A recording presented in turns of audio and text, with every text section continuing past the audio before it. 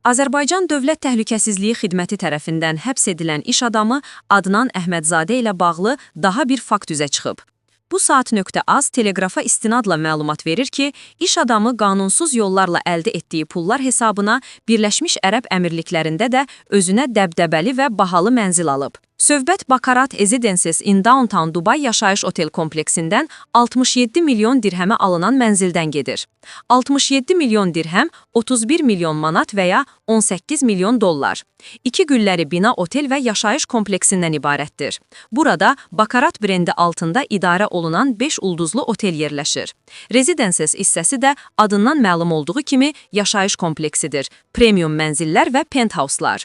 Bura 2 prizmatik şüşə fasadlı güllədən ibarət ultra lüks rezidensdir. 48 mərtəbədir.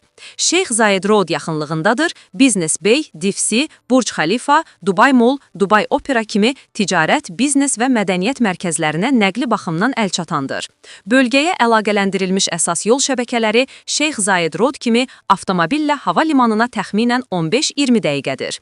Həmin kompleksdə mənzillərin qiyməti aşağıdakı kimidir. 2 otaqlı mənzil 18-22 milyon dirhəm. 3 otaqlı mənzil 27-28 milyon dirhəm. 4 otaqlı mənzil 45-47 milyon dirhəm.